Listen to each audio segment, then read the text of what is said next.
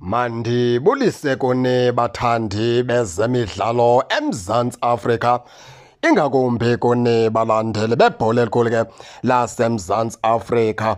Sizawuthetha ke ngo-Emil Dotli, mfana omdala, inkwenkwenyana esencinci ke baphulaphula apha. Ekubonakala ke kuthiwa ke itreyine phaa kuqela kule Kaizer Chiefs. Zaze ezo ndaba azayiphatha kakuhle ke okanye azaliphatha kakuhle iqela le-Cape Town Spurs. Nawukhumbula into yokubana ke litshola ngelithi le nkwenkwenyana esencinci inesivumelwano nabo, i-registered okanye bayirejistarisha beyi-Cape Town Spurs njengeplayer yabo. Bathathe ke loo nto leyo ke bayenza ityala, babaleka baya phaa kuSAFA, bafika bavula ityala, bayivulela ke iqela ke le-Kaizer Chiefs ngokubana ke bethathe bevumele into yokubana umdlali okanye umdlali owabo ahambe otreyina phaa neqela ke le-Kaizer Chiefs.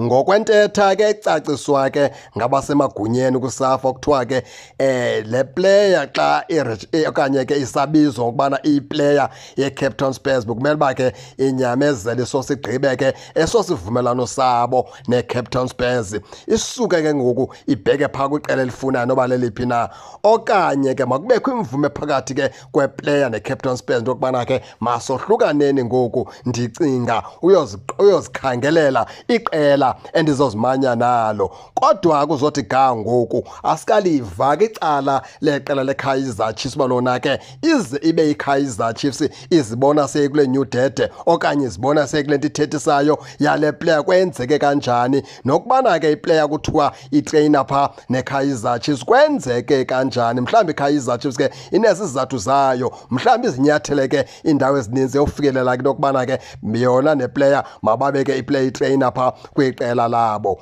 Nawukhumbula into yokubana ke iqela le-Cape Town Spurs leli ke lasokolisa i-Kaizer Chiefs ke ngomcimbi kaVelebhayi kunye nomcimbi ke wale nkwankwanyana ke yakwaLuka Batman, yabahambisa kakhulu kwinkundla zamatyala imangalele i-Kaizer Chiefs. Kodwa ekugqibeleni ya-end-up i-Kaizer Chiefs liphumelele latyala ngoba i-Cape Town Spurs inayo le nto kumba ngokuthi iplayer bayisayina yeyabo, kanti ingajongi into yokubana niyisayine le player nikweyiphi na imeko. Kuyenzeka iplayer niyisayine kanti benisekuphantsi kwephiko lika-PSL. Xa uphuma ke ngokwa-PSL ubheka umzekelo kwa-second division okanye kwaMatsepe Foundation okanye ke kwamvela, uyoqala ubomi obutsha lapho. Kusho ukuthi ke ngoku yonke into ebusukana kwa-PSL ke ngoku iyawuhlala kuwe ngoba nivumelene. Engafuni ukuhlala awuzukuyibamba, iza kuphuma ngoba ngoku ibibhaliswe njengeplayer kwa-PSL, izoqala ubomi obutsha njengeplayer yakumvela.